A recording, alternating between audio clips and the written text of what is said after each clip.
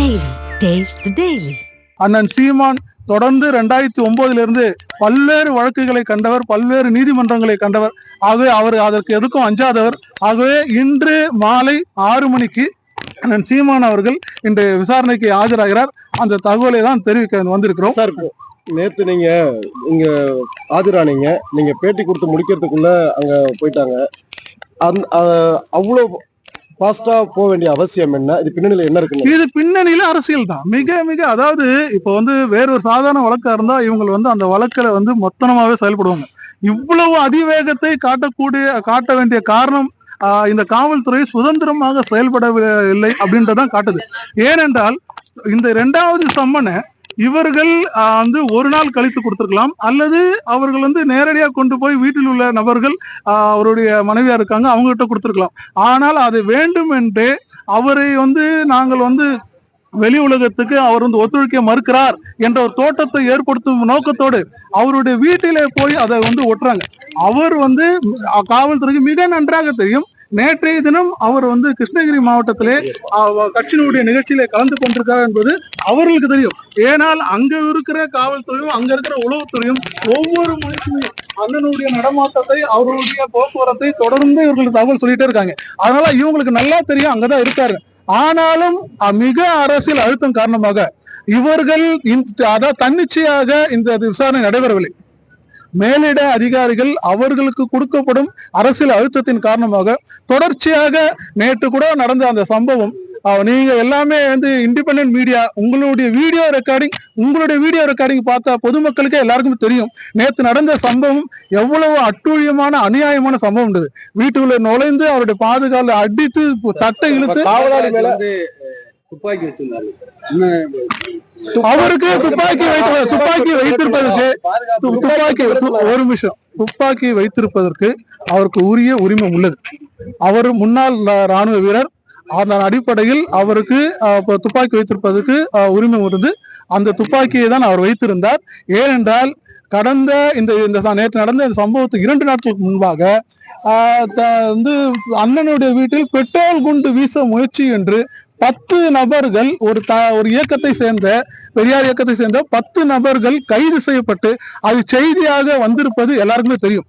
அப்பொழுது இப்படியான ஒரு சூழ்நிலையில் அண்ணனுடைய பாதுகாப்பை கருதி அங்கே அங்க வீடு பூட்டப்பட்டு அங்க உரிய பாதுகாப்பு ஏற்பாடுகள் செய்யப்பட்டிருக்கிறது.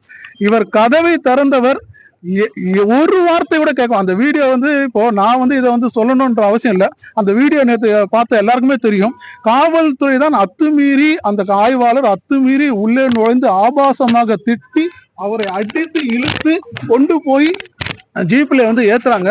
ஜீப்ல ஏத்தும் போதுதான் அவர் என்ன சொல்றாருன்னா, அவர் ஏன்னா அதாவது பெரிய அசம்பாவிதம் எதுவும் நடந்துடக்கூடாது, ஏன்னா அவர்கிட்ட துப்பாக்கி இருக்கு, அந்த அசம்பாவிதம் எதுவும் நடந்துருமோன்ற பயத்துலதான் அவரு தான் தகவலே சொல்றாரு. தன்னுடைய துப்பாக்கியை கையில் பிடித்துக்கொண்டு, இடுப்பில் பிடித்துக்கொண்டு அவரு காவல்துறைக்கு இந்த மாதிரி இருக்கு, அதனால நீங்க கவனமா இருங்க, நீங்க என்ன அதாவது அடித்து இழுத்து புஷ் பண்ணும் போது அதுல ஏதாவது விபரீதம் நடந்துருமோன்ற பயத்துலதான் எல்லாருடைய பாதுகாப்பு கருதி தான் அந்த தகவல் அவர் சொல்றார். ஆனால் இவர்கள் அப்படியே அவர் துப்பாக்கியை எடுத்து மிரட்டினார் அப்படி என்று. ஏனென்றால் ஒரு மிகப்பெரிய தவறை செய்து விட்டார்கள். தவறை செய்த பிறகு மறைப்பதற்கு ஒரு காரணத்தை தேட வேண்டும். ஏனென்றால் நீங்கள் அந்த இடத்துல இருந்தீர்கள், அனைத்துமே நீங்கள் படம் பிடித்தீர்கள். ஆகவே அவரால் அதிலிருந்து மாற முடியாது.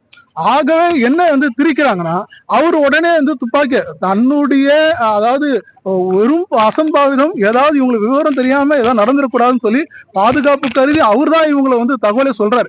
ஆனால் இவர்கள் தங்களுக்கு ஏத்த மாதிரி வழக்கை ஜோடிக்கணுன்றதுக்காக துப்பாக்கி எடுத்து அவர் முயற்சி பண்ணார். துப்பாக்கி வச்சிருந்தாருல்ல, அவர் சொந்த பாதுகாப்புக்காக வச்சிருக்காரு. தொழில் ரீதியா ஒரு பணிபுரிய இடத்துல தொழில் ரீதியான எப்படி நீங்க சொல்லுவீங்க? அவர் ஒண்ணு டிஸ்பிளே பண்ணலையே, அவரு டிஸ்பிளே பண்ணிருக்காரு. தொழில் ரீதியா நான் வச்சிருக்கேன் டிஸ்பிளே பண்ணாரா? கிடையாது. இது காவல்துறை திட்டமிட்டு இப்படி நேரத்துல இருந்து ஒரு செய்தி பரப்பிட்டே இருக்காங்க. இது திட்டமிட்டு பரப்பப்படும் பொய் செய்தி. அவர் அது தொழில் ரீதியா அதை பயன்படுத்தவே இல்லை. அவருக்கு நான் சொல்றேன், உங்களுக்கு ஒரு துப்பாக்கி கொடுக்குறாங்க, லைசன்ஸ் கொடுக்குறாங்க, நீங்க என்ன வீட்டுல வச்சுட்டு வரதுக்கு லைசன்ஸ் துப்பாக்கி இருக்கு, கையில தாங்க வச்சிருக்க முடியும். நான் தொழில் ரீதியா போறேன், நீங்க போறீங்க உங்க வேலைக்கு நீங்க போறீங்க, இல்ல நீங்க வந்து ஒரு வெளியிடத்துக்கு போறீங்க, ஒரு ஹோட்டலுக்கு போறீங்க, டீ கடைக்கு போறீங்க, உடனே நான் வந்து தொழில் ரீதியா போறேன்னு சொல்லி கழட்டி வச்சு போவீங்களா? துப்பாக்கி வைத்திருப்பதுக்கு 24 மணி நேரம் அவர் உரிமை உண்டு. லைசன்சிங் டேர்ம்ஸ் அண்ட் கண்டிஷன்ஸ் வந்து அதான் சொல்லுது. ஆனால் இவர்கள் மாபெரும் தவறை செய்துவிட்டு நாளைக்கு நாம் மாட்டிக்கொள்வோம், நாளைக்கு விசாரணை வரும்போது தன் மீது வந்து நடவடிக்கை பாயலாம், அதிலிருந்து தப்பிக்க வேண்டும் ஒரே காரணத்திற்காக இவ்வாறான ஒரு திரிபுவாத பொய் செய்தியை, அதுவும் வந்து அது பொய் செய்தியை உருவாக்கி அதையும் வந்து முதல் தகவல் அறிக்கையாக வந்து பதிவு செய்து அவரை நேற்று அவர் மீது 2 வழக்குகள். அதாவது முதல் வழக்கு வலசவாக்கம் இன்ஸ்பெக்டர் ஒட்டிட்டு போன பிறகு நான் என்னை பணி செய்ய விடாம தடுத்ததாக இவர்கிட்ட போய் புகார் அளித்ததாகவும், அந்த புகாரை விசாரிக்க நான் வரும்போதுதான் இப்படியான சம்பவம் நடந்ததாகவும் 2வது வழக்கை பதிவு பண்றாங்க. இது உங்களுக்கு அதாவது நீங்க அங்க இருந்தீங்க, வலசவாக்கம் காவல் ஆய்வாளர் ஒட்டும் போது எந்த விதமான சம்பவம் நடக்கல. இது எல்லாருக்குமே தெரியும். ஏன்னா உங்களுடைய கண் பார்வையில உங்களுடைய முன்னாடிதான் நடக்குது. ஆகவே இது அப்பட்டமான பொய் வழக்கு என்பதை நான் மீண்டும் மீண்டும் சொல்ல அவசியம் இல்லை. உங்களுடைய நீங்க எடுத்த காட்சிகளே சாட்சி. பாதகம் செய்பவரை கண்டால் நாம் பயம் கொள்ளலாகாது பாப்பா.